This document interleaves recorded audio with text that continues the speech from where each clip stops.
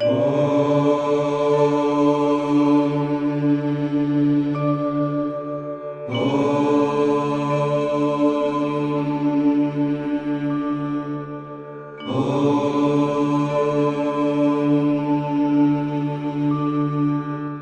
संस्कृताय। मैं Deepak Tiwari excellent Sanskrit classes में आप सबका स्वागत करता हूं। सर्वेभ्यो नमो नमः। आज एक्सीलेंट संस्कृत क्लासेस के इस वीडियो में हम पढ़ेंगे कक्षा 10वीं सामान्य संस्कृत पाठ्य पुस्तक दूर्वा का तृतीय अध्याय महर्षि दयानंद का द्वितीय भाग। वीडियो शुरू करने से पहले जिन्होंने अभी तक चैनल को सब्सक्राइब नहीं किया वो सब्सक्राइब कर लें, लाइक करें और बेल आइकॉन जरूर दबाएं, जिससे आने वाले हमारे सारे वीडियो आपको टाइम टू टाइम मिल सके। साथ ही शेयर करें, क्योंकि कहा गया है व्यय कृते वर्धते नित्यम विद्या धनम सर्वधनम प्रधानम। अर्थात व्यय करने से, व्यय अर्थात देना, बांटना, शेयर करना, व्यय करने से ज्ञान बढ़ता है। हम जितना ज्यादा ज्ञान को प्रसारित करेंगे ज्ञान में उतनी ही ज्यादा वृद्धि होगी। इसलिए ज्ञान में वृद्धि करना है। सो इस वीडियो को अधिक से अधिक अपने मित्रों, परिचितों, क्लासमेट सभी को यह वीडियो प्रसारित करें, उनको शेयर करें। तो चलिए वीडियो शुरू करते हैं। तो वीडियो शुरू करते हैं उससे पहले जो हमने पहला भाग पढ़ा था, अर्थात महर्षि दयानंद, जो यह हम पाठ पढ़ रहे हैं तृतीय पाठ, इसका जो प्रथम भाग हमने पढ़ा है, जिन्होंने यह भाग नहीं देखा है वो मेरे पिछले वीडियो में जाके देख सकते हैं। साथ ही इसको हम जल्दी से एक बार देख लेते हैं कि हमने क्या पढ़ा था, फिर हम पाठ को शुरू करेंगे।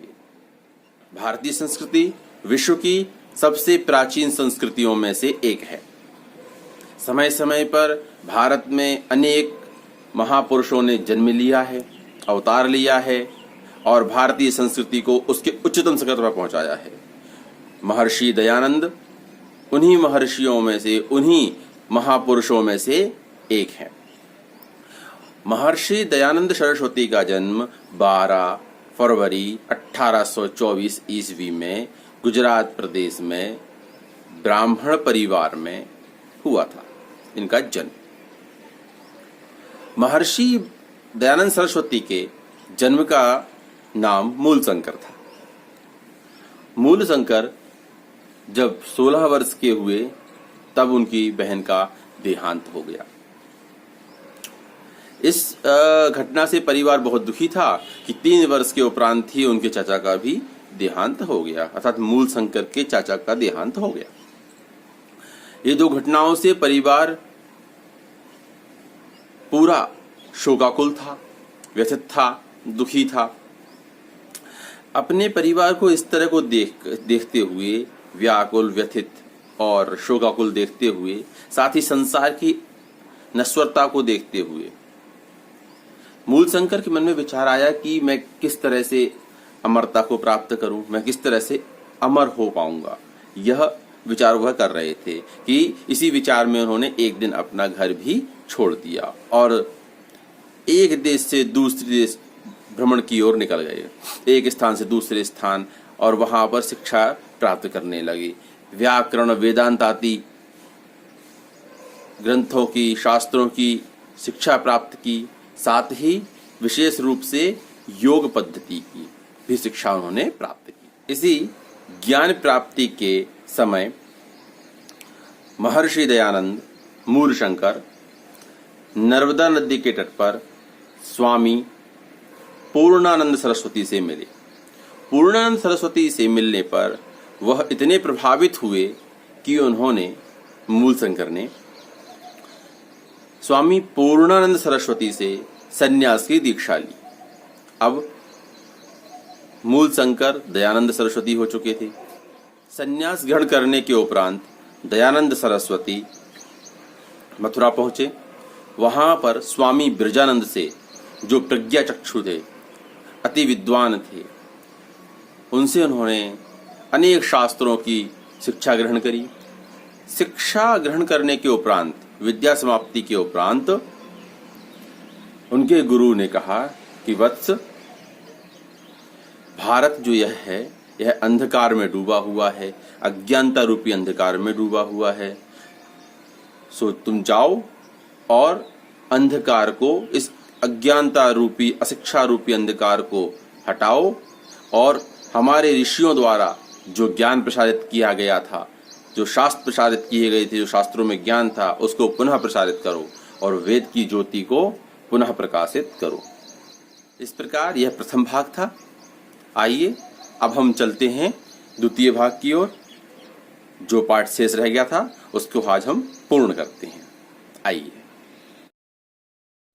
तृतीय पाठः महर्षि दयानन्दः। पाठ का यह द्वितीय भाग है। पाठ को प्रारंभ करते हैं। आइए।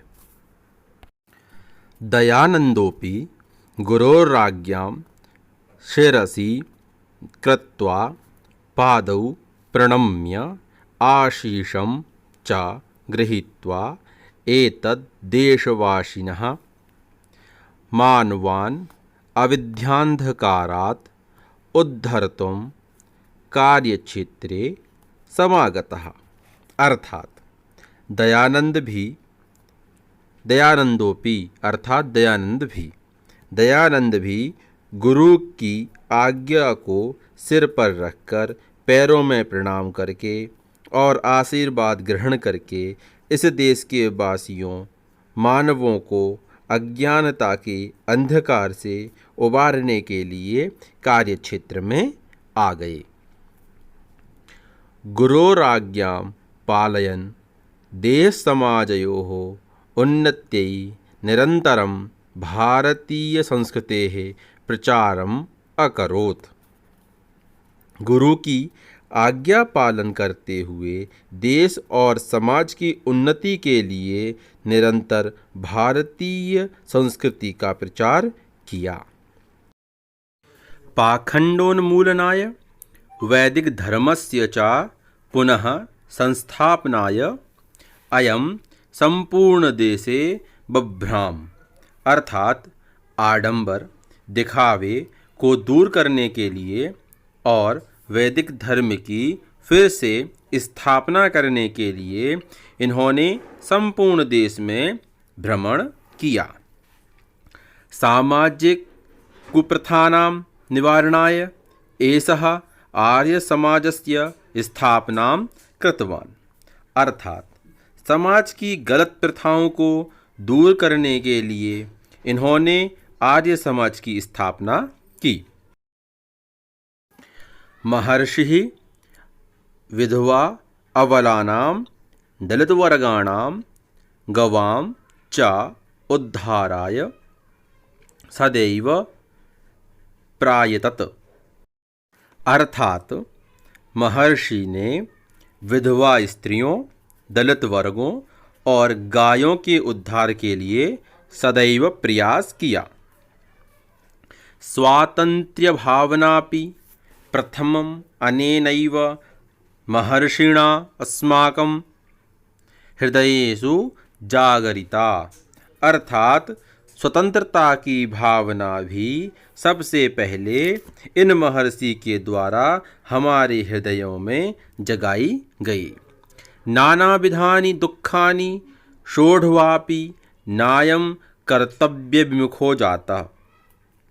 अर्थात अनेक प्रकार के दुखों को सहकर भी यह कभी अपने कर्तव्य से नहीं हटे। एनास्य महापुरुषस्य ख्यातिः सर्वत्र व्याप्ता। जिससे इन महापुरुष की प्रसिद्धि चारों ओर फैली। अयं महापुरुषः चिरोपेक्षित वेदानां प्रचारम अकरोत्। अर्थात इन महापुरुष ने बहुत समय से उपेक्षित वेदों का प्रचार किया। एतस्य विशिष्टः संदेशः आसीत्। इनका विशेष संदेश था यत् जनाः वेदान् प्रत्यागच्छेयुः। संदेश यह था कि लोगों, हे जनों, हे भारतीयों, वेदों की ओर लौटो। ऋग्वेदादि भाष्य भूमिका सत्यार्थ प्रकाश संस्कार विधि प्रभृति ग्रंथाः एतेन विरचिताः। ऋग्वेद भाष्य भूमिका सत्यार्थ प्रकाश संस्कार विधि आदि ग्रंथ इनके द्वारा रचे गए।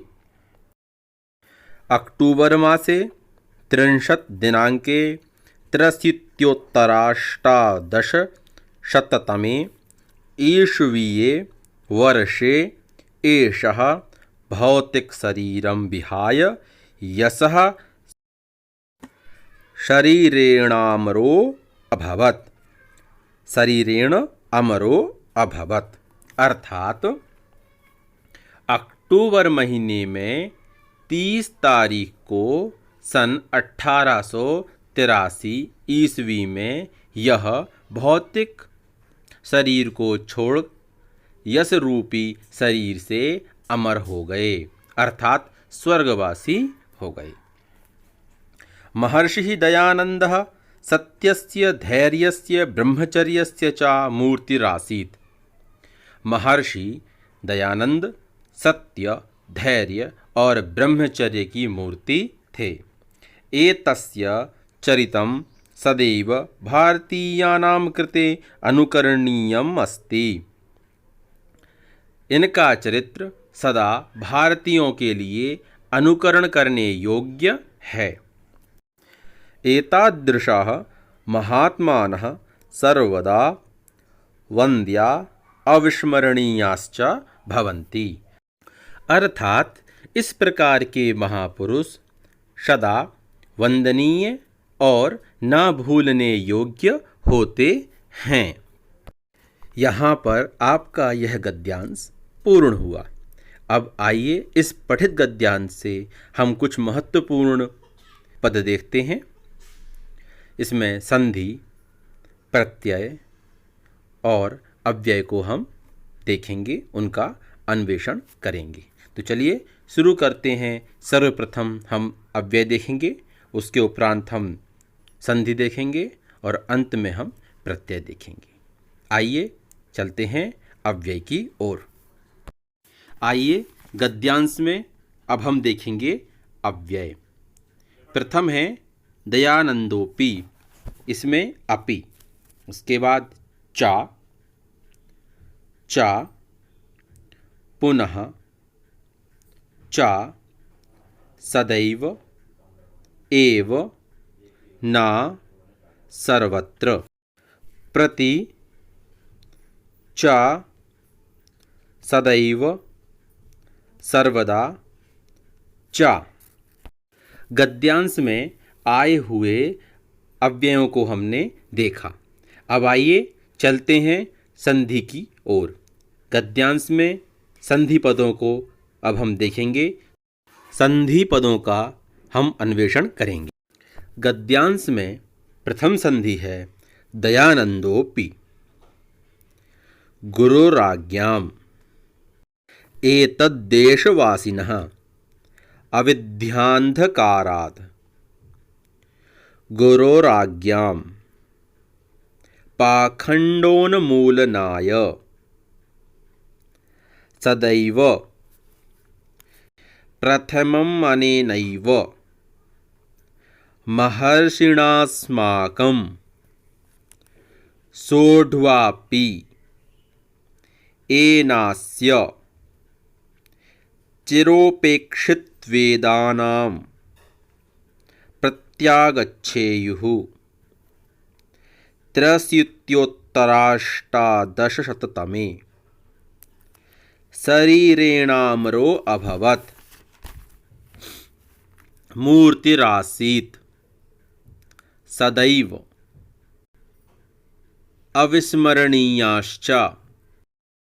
यहाँ पर गद्यांश में हमारी संधियाँ जो हमने देखी वो पूर्ण हुई। अब आइए हम यहाँ पर करेंगे संधि विच्छेद पदों का। जो अभी गद्यांश में हमने संधियों का अन्वेषण किया था उन पदों का अब हम संधि विच्छेद करेंगे। प्रथम संधि पद है दयानंदोपि। इसका संधि विच्छेद हो गया दयानंदो अपि, यहाँ पर पूर्व रूप संधि है। द्वितीय पद है दयानंदः अपि, यहाँ पर विसर्ग संधि है। इसके बाद पद है गुरोराज्ञाम, गुरोः आज्ञाम, यहाँ पर विसर्ग संधि हुई है। इसके बाद देखते हैं एतद् देशवासिनः, यहाँ पर संधि विच्छेद होगा एतद् देशवासिनः, यहाँ पर व्यंजन संधि है। अग्रिम पद है अविद्यान्धकारात्, अविद्या अंधकारात्, यहाँ पर दीर्घ संधि हुई है। आइए फिर देखते हैं पाखंडोन्मूलनाय, इसका संधि विच्छेद होगा पाखंड उन्मूलनाय, यहाँ पर गुण संधि हुई है। अग्रिम पद है सदैव, सदा एव, यहाँ पर वृद्धि संधि हुई है। अग्रिम पद है प्रथमम अनेनैव, इसका संधि विच्छेद होगा प्रथमम अनेन एव, यहाँ पर वृद्धि संधि हुई है। अब पद है महर्षिणास्माकं, इसका संधि विच्छेद होगा महर्षिणा अस्माकं, यहाँ पर दीर्घ संधि हुई है।